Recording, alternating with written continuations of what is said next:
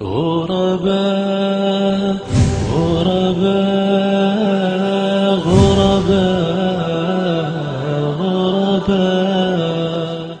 We can see unfortunately how many of our young individuals, and sincere advice needs to be given to them, that on the first day of Eid, the first of Shawwal, this message needs to be given harsh and strongly to our community, that some of these young people, they think that as clerics we're ghafil, we're unaware, we're heedless of what's taking place around us.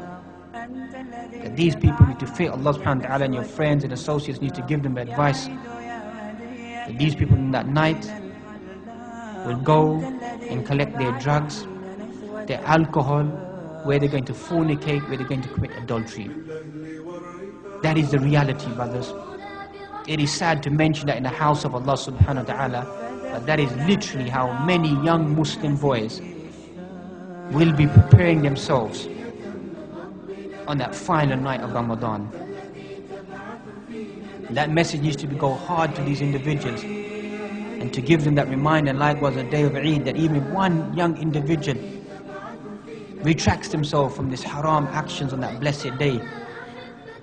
We've had to offer on so many occasions that young boys have died on the day of Eid in a state of intoxication, nudity, fornication, drunkenness, celebration.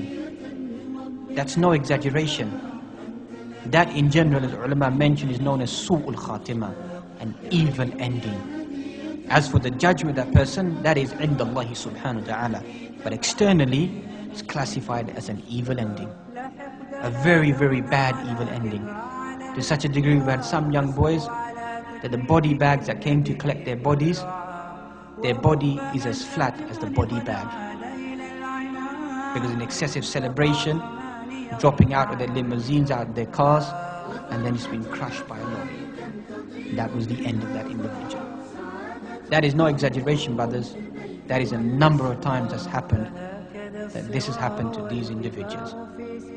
And so we have friends who are going to be planning such activities. There's nothing wrong with halal entertainment, doing something which is acceptable. But this type of gathering of haram, of muharramat, and celebrating with alcohol and liquor and drugs and fornication, this type of filth and vice, there's no ikhtilaf in the ulama. There's no difference of opinion. And sometimes we begin to bicker away about the political state, begin to talk about our own personal agendas. Allah subhanahu wa ta'ala knows best. For every one youth we bring in the masjid, there's probably 999 who are still on the streets.